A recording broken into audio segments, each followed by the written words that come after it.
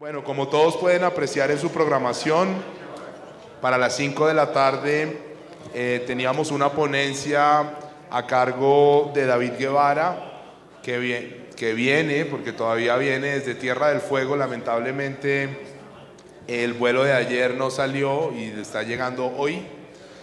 Entonces, pues tienen todos la suerte de poder presenciar una ponencia muy interesante a cargo del alma, del espíritu de esta fundación, que es Jorge Becerra León, que nos va a hablar el día de hoy sobre rescates de galeones. Les voy a pedir un gran favor, un aplauso para Jorge antes de que comience su ponencia. Jorge, gracias por esta fundación. Aquí estamos trabajando todos por ti. Gracias. A ustedes. Adelante, Jorge. Bueno, los aficionados a la numismática y con énfasis en macuquinas, y a raíz del rescate del galeón Atocha, me surgió la inquietud de empezar a estudiar el tema de galeones, y fue así como en 1982 hice este pequeño documental, más que todo para que todos entendiéramos las dificultades y los procesos que implica rescate de piezas en el mar.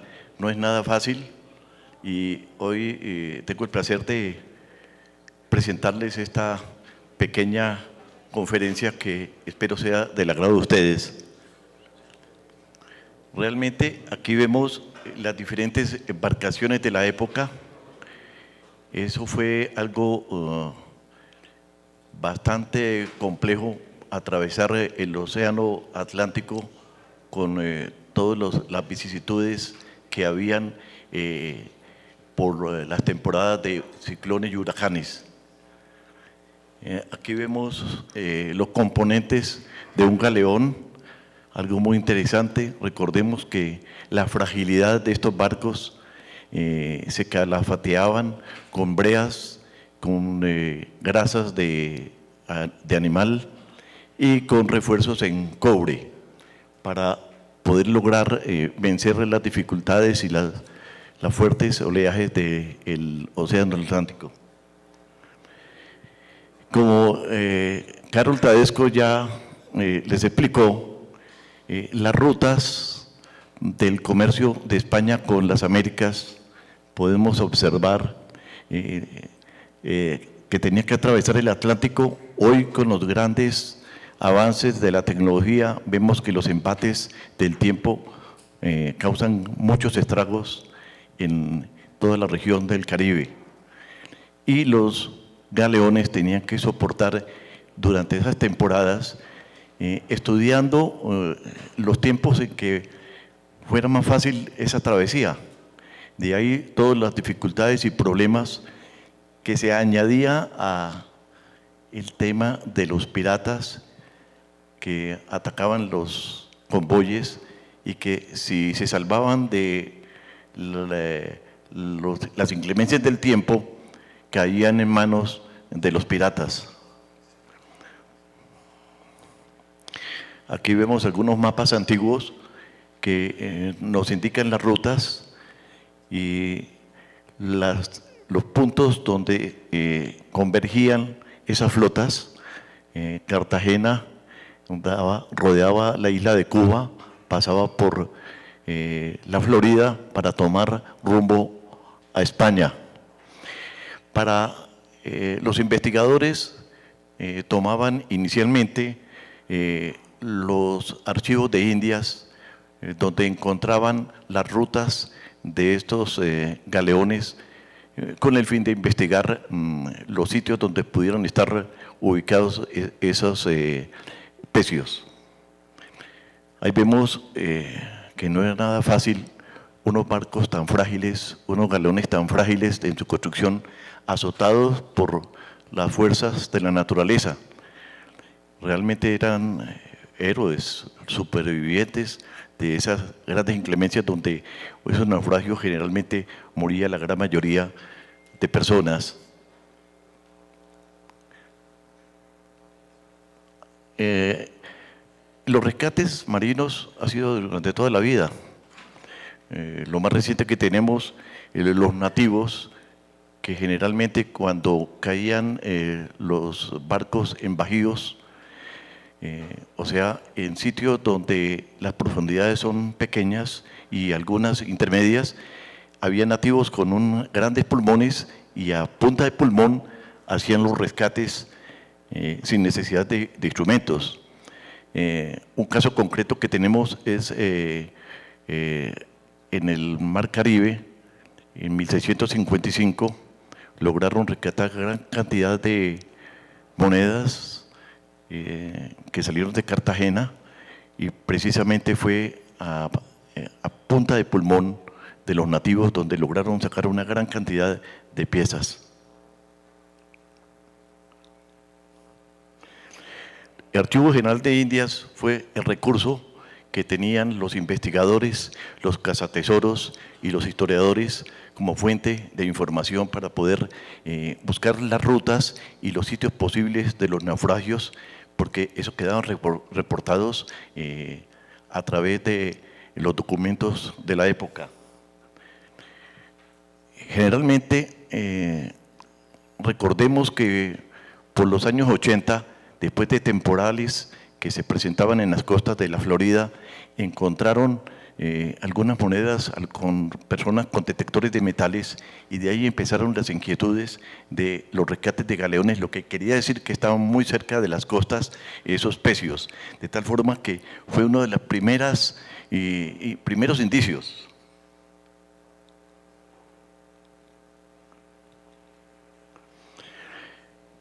Cuando ya se tiene ubicado los galeones, empiezan ya las labores de remoción de arena del lecho marino.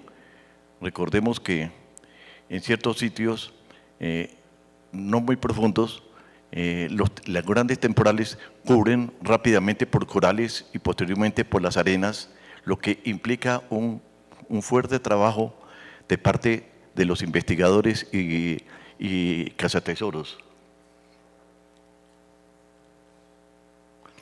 Aquí vemos ya con detectores de metales los buzos haciendo las remociones y buscando los indicios donde se encuentran los componentes del galeón. Vemos que ya están tratando de perforar y detectar puntos claves.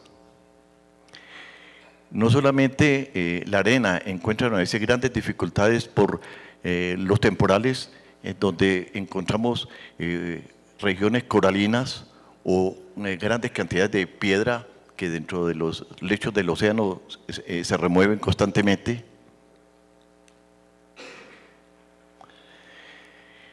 Lo que implica extraer grandes bloques.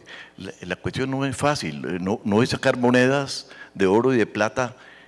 Vemos que son conglomerados bastante grandes de corales que aglutinan. Seguramente este pertenece a un cofre que quedó con las concreciones de coral, un gran bloque, lo que implica un gran trabajo por parte de las personas que continúan el proceso de recuperación. Aquí vemos un conglomerado marino con inclusiones y podemos apreciar que hay gran cantidad de monedas. Las monedas de oro generalmente no sufren ninguna lesión, en cambio la moneda de plata son muy escasas las recuperadas. ¿Cuáles se recuperan? Las que quedan dentro de ese conglomerado donde no entra la sal marina, donde no ataca, porque la plata es atacada por las sales marinas muy rápidamente. Una moneda de 27 gramos muchas veces tiene 13 gramos, 12 gramos, o sea, casi que el 50% se pierde por la acción de la sal. Aquí vemos un rescate de un ancla. Es una labor supremamente complicada y hay que admirar la valentía de ese cazatesoros. En el mar no es fácil trabajar 6, 8 meses entre el verano, el otoño y la primavera porque viene el invierno o la temporada de huracanes y tienen que desalojar estas áreas donde generalmente se encuentran los galeones. Cartagena tiene 1.100 pecios, muchos de los cuales son navíos de poca importancia, pero es de las regiones más ricas en hundimiento de naves. Aquí vemos rescatando una cantidad de botijas que transportaban vino, algunas de las cuales se han recuperado y han salido a subasta en precios muy significativos, como los que apreciamos acá. Aquí vemos extracción de otras ánforas. Y aquí buzos trabajando arduamente en la extracción de componentes del pecio. Aquí vemos los cañones y vemos los buzos en su trabajo, porque tienen que trabajar con bastante precisión y el tiempo para ellos es muy importante. Después de los temporales, generalmente esas ubicaciones o las delimitaciones de un naufragio pueden cambiar sustancialmente a raíz de las corrientes marinas que arrastran y borran las huellas que han dejado inicialmente como delimitación de un hundimiento. Generalmente con cuerdas delimitan esas áreas para que al día siguiente o a la semana siguiente poder ubicar las piezas a rescatar. Aquí vemos extrayendo componentes de una caja que han sido extraídas. Aquí vemos los famosos tejos de oro, totalmente cubiertos de coral. Un bloque de monedas, o sea, las monedas no las vamos a sacar todas limpias, aquí las vemos totalmente con las inclusiones de coral, producto de los años que estuvo sumergido, y se ve que es el contorno de un arcón o de un baúl, el cual se destruyó totalmente y quedó la forma interior del recipiente.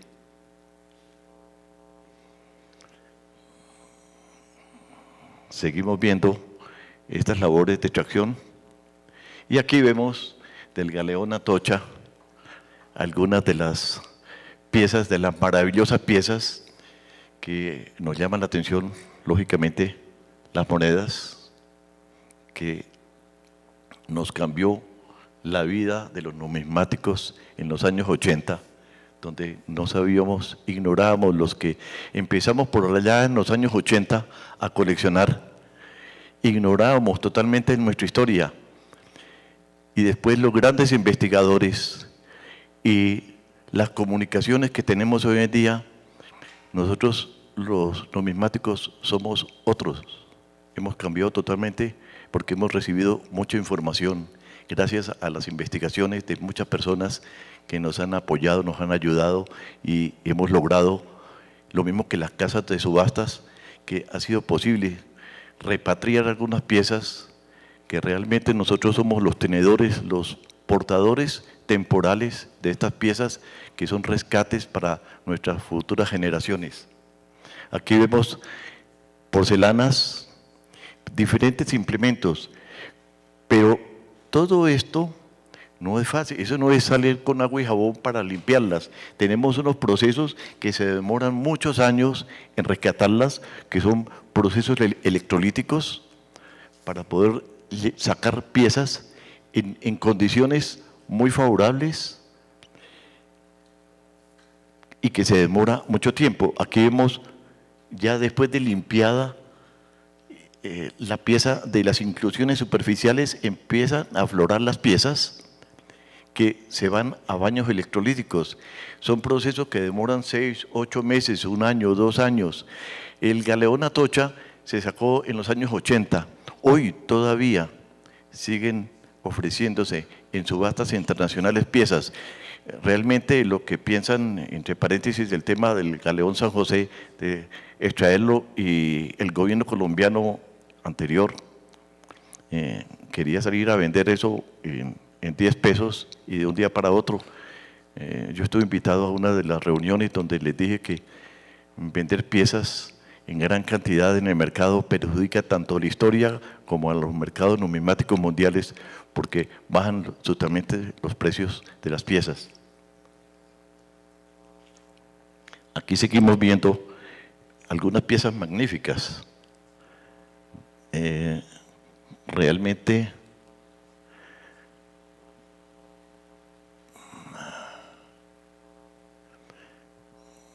perdón. Aquí vemos monedas. Está invertida. De Cartagena. Cadenas. Esta moneda de impresionante de 8 reales, muy bien conservada. Astrolabios y otros elementos usuales de la tripulación, piezas muy valiosas que se han vendido en subastas internacionales en precios muy significativos. Aquí vemos los famosos barretones que fueron y se siguen subastando en los mercados internacionales, muy apetecidos, y que eso amerita una conferencia especial para hablar sobre ese tema. Lo mismo, aquí apreciamos un disco ya recuperado con las marcas de secas, también piezas supremamente apetecidas, y que generalmente nos preguntamos por qué marcaban varias veces alrededor la pieza, porque muchas veces la fraccionaban para poder pagar fracciones, entonces las cortaban con cizalla y tenía que tener las marcas de haber pagado los quintos al rey en la pieza grande, y luego las seccionaban para poder entregar fracciones o partes dentro del mercado. Lo mismo pasa con los barretones. Los barretones a lo largo de las piezas viene varias veces repetido tanto la ley como el ensayador o marcas del propietario.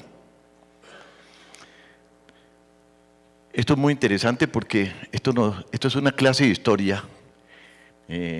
Gracias a las publicaciones sobre el galeón Atocha, hemos podido, no solamente esta conferencia, sino varias desde el año 82, contarle a los colombianos este gran descubrimiento que cambió la historia numismática colombiana. Realmente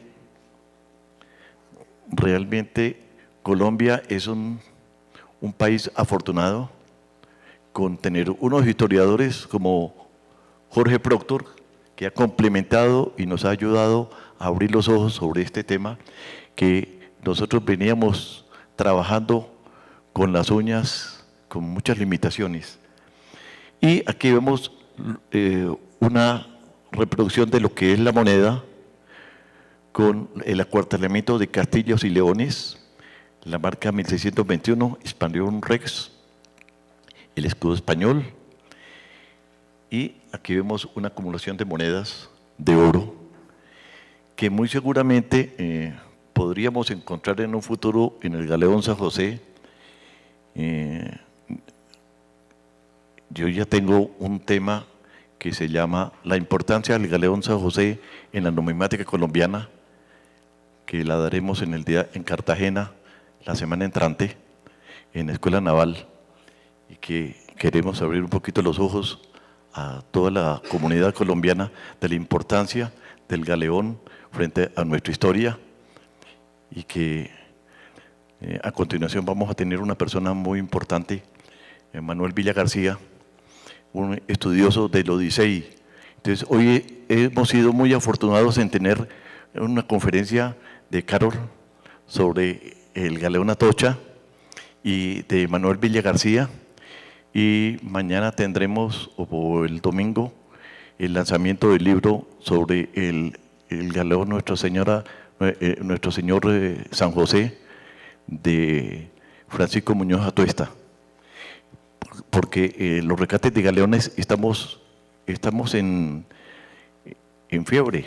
Realmente tenemos una situación muy puntual que nunca se había presentado, y es el litigio que tenemos con el galeón frente a España y a otras situaciones en que andan con demandas por parte de grupos que habían explorado antiguamente la ubicación del galeón San José. Monedas recuperadas que desafortunadamente hay veces que encontramos piezas en condiciones que tienen que llevar a hacer otros procesos especiales para recuperar. Y estas piezas, que aunque usted las ve con oxidaciones, salen al mercado numismático del orden de $1.500, $2.000, algunas de las más comunes. Los elementos recuperados como pesas y otros elementos, realmente es indescifrable la cantidad de elementos que podemos recuperar en un pecio. Generalmente hay unos auditores a bordo de los barcos donde hacen los registros de todas las piezas recuperadas, y para efectos contables y para efectos gubernamentales, porque generalmente hay auditores por parte del gobierno haciendo los controles del caso. Vemos otros elementos con inclusiones de corales y de conchas marinas. Aquí vemos una espada, la manija de una espada, con las aglutinaciones de conchas marinas y de corales. Generalmente se utiliza los rayos X para saber cómo empezar a hacer la limpieza de un elemento. Para eso se requieren de laboratorios muy especiales, donde se toman mucho tiempo para la investigación, para los procesos de limpieza, de tal forma de poder lograr una pieza en las mejores condiciones posibles. Podemos ver aquí monedas, joyas y muchos otros artefactos que, por simple que parezcan, cada uno de ellos tiene su historia y representa lo que fue la humanidad en ese tiempo, usando ciertos elementos importantes. Todo esto hasta acá, una vez recuperado, van a las casas de subastas. Aquí vemos un certificado de autenticidad de El Concepción. Entonces, toman generalmente la pieza, la fotografían, le dan los elementos de lo que constituye la pieza y dan un certificado. Aquí nos salió que salen las firmas de las personas que respaldan esa autenticidad y que son subastados por las casas internacionales a unos precios bastante respetables. No es que las piezas muchas veces no tienen todos los detalles, pero tienen un simbolismo, tiene detrás de cada moneda de esas un encanto que es el trabajo de mucho tiempo del rescatador y que tiene una historia detrás de cada pieza, por más deteriorada que esté. Nosotros vemos en las subastas internacionales que salen, así sean las piezas en estados lamentables, se venden las piezas a precios bastante importantes. Aquí vemos una de la rescatada de La Tocha, una pieza de las excepcionales del rescate, porque puede que de las miles de piezas, muy pocas salen con todos los elementos. 1622, esta pieza perteneció a Joseph Lasser, uno de los coleccionistas más importantes americanos que se interesó de muchos años por nuestra numismática y que logró adquirir piezas como estas, que son unas verdaderas joyas de nuestra historia. Otro certificado del Santa Margarita. Esto es correspondiente a una pieza de 1622. Los estados no son tan favorables, pero tiene una gran historia por delante. Tenemos de La Tocha y vemos las firmas que Valor y Mail Fisher de estas piezas. Estas piezas hemos logrado repatriarlas a Colombia porque realmente para las generaciones futuras tienen que estar estas piezas en Colombia. Eso es muy importante. La trazabilidad de nuestra economía, la trazabilidad de nuestra historia, la trazabilidad de nuestras riquezas, de nuestras platas que fueron muy escasas. Esta es otra moneda famosa, 1622, muy pocas monedas de oro hasta ahora encontradas. Se espera que hayan muchas otras más porque recordemos que el oro fue la base de nuestra economía y por eso la famosa leyenda del Dorado, y por eso se estableció la Casa de Moneda de Santa Fe, Bogotá, básicamente para fabricar moneda de oro. La plata no era importante porque para España le interesaba extraer el oro rápidamente por las necesidades que tenía España en ese momento. Aquí vemos la misma pieza. Curiosamente, la pieza utilizaban entre las monedas de oro y las de plata, el anverso era el mismo y los cambiaba el reverso de la moneda para oro y plata, economizándose prácticamente un troquel. Aquí vemos otras piezas.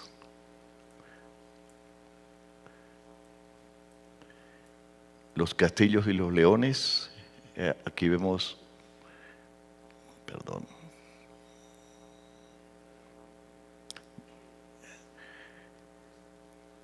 los leones y castillos. Alguien me decía, bueno, ¿y cómo hacemos para identificar los cuartillos? Si son anepígrafos.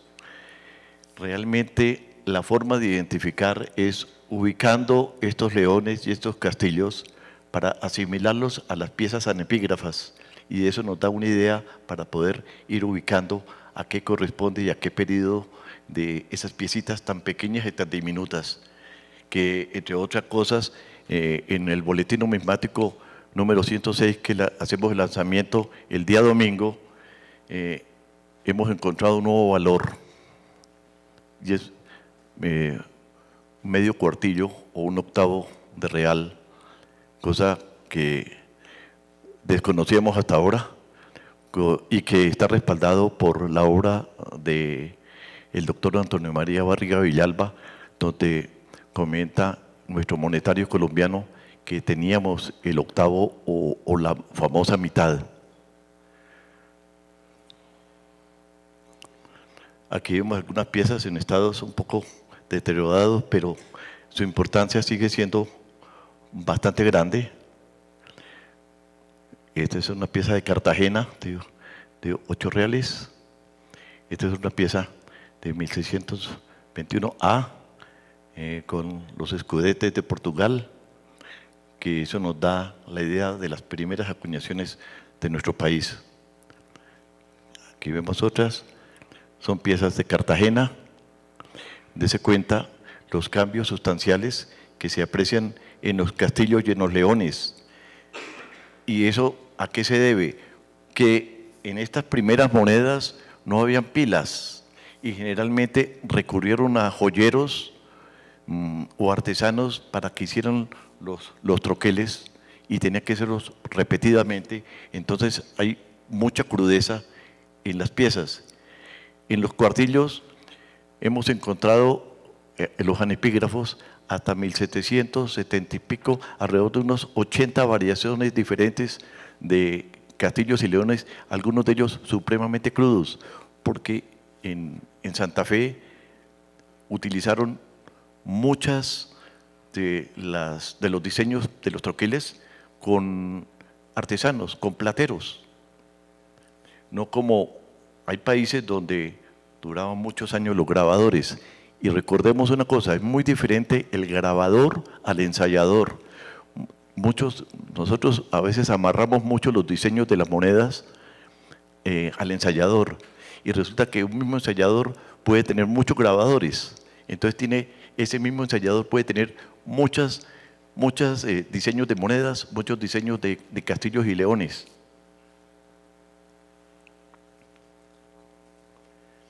Estas son las famosas monedas de 1655 que en su gran mayoría, muy pocas, no han sido encontradas en buenas condiciones porque la gran mayoría fueron rescatadas del naufragio arriba de la República Dominicana cuando salían rumbo en 1655, iban hacia España.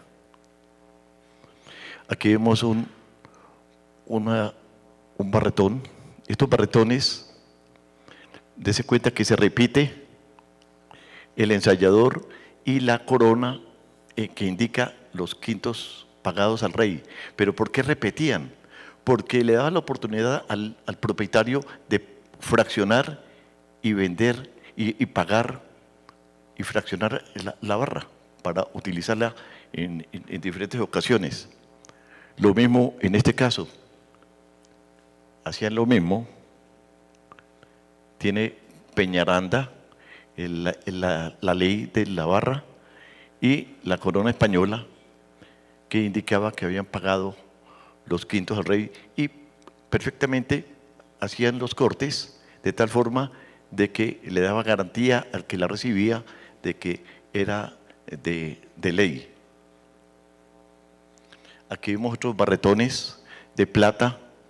Generalmente Perú fue muy famoso en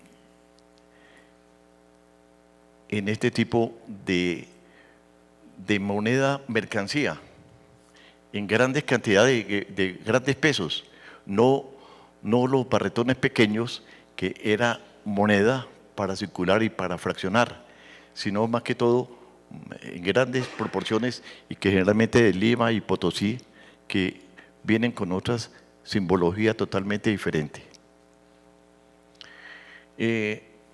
La historia del Atocha, Mel Fisher escribió este libro, del cual nos alimentó a nosotros de muchos conocimientos y nos dio la oportunidad de transmitirle a todos los colombianos y a toda Hispanoamérica, transmitirle un poco de esa información de ese famoso libro cuando salió hace muchos años.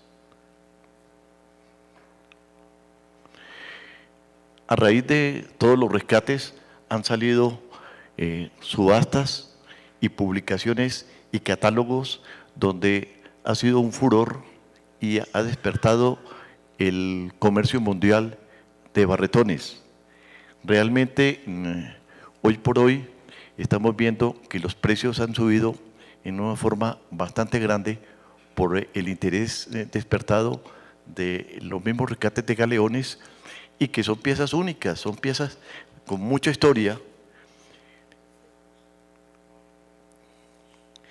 Gracias a todos. Yo creo que debemos agradecer a todas estas personas que en una u otra forma me proporcionaron la información para hoy poderles dar esta breve charla sobre el tema. A mí me gustaría, si tienen alguna información para preguntar, alguna duda, me gustaría mucho contestarles sobre el tema.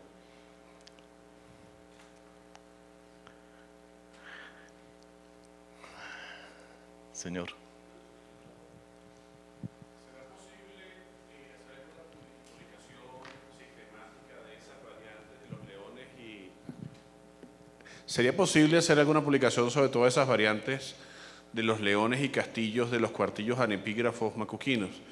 Porque hablamos de una cantidad de punzones significativas. Si son 80 variantes, es algo que no se ha documentado. Yo vengo estudiando hace unos 4 años, tengo alrededor de unas 80 variedades, aunque el ensayador Pedro Ramos fue el más uniforme en sus diseños, pero ya sobre 1700, 1702, esos ensayadores tuvieron, parece que muchas vicisitudes en Santa Fe, y no había estabilidad en los grabadores. Ese trabajo lo estamos haciendo. Yo creo que si Dios nos da vida, Amén, para el año 22 tendremos unos cuadros parecidos a los que están ahí, solamente con los cuartillos, y estamos haciendo la labor de recolección en las personas que tengan estas piezas. porque realmente es imposible pedirle las piezas para un trabajo de exposición. Entonces, la mejor forma fiel de mostrar las piezas es en improntas, y eso es una labor que quiero hacer para todos ustedes, para que tengan el placer de ver la gran diversidad que existen de diseños de castillos y leones en nuestra numismática, y que es apasionante.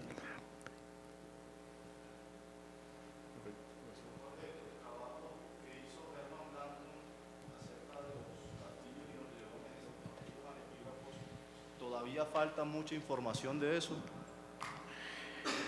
Él empezó con un tema supremamente interesante, pero en los últimos años se han descubierto una gran cantidad de cuartillos anepígrafos tan impresionante. Nunca habíamos visto la avalancha, podría decir así. Yo tengo fotografías de alrededor de 70 y tengo unos 40 ya en improntas. Es aterrador el tema de las diferentes variantes, más que todo del ensayador Arce, que trabajó sobre alrededor de 1702 y que posiblemente, si algún día sale el galeón San José, es posible que en ese galeón encontremos rastros, porque desafortunadamente las monedas de plata salen en una forma bastante desgastada, pero como elemento de información y de investigación nos podría servir bastante para complementar ese trabajo que fue previo a la entrada de la moneda de cordoncillo. Parece que en 1700 a 1756 fue muy crítico para la Casa de Moneda de Santa Fe, los grabadores, porque la diversidad de grabados es bastante grande. Bueno, les agradezco a todos el rato. Yo creo que esto es una conferencia un poco más plana, más suave, porque yo sé que todo el día ustedes han estado aquí en una parte académica fuerte, y a estas horas ya hay un agotamiento de información. Entonces quería como tuvimos la oportunidad de hacer como un pequeño recreo con este tema tan apasionante, y que esperamos, si el día de mañana sale el galeón San José, poderte estar aquí nosotros haciendo una presentación mucho más grande de lo que esperamos sea muy próximo. Muchas gracias.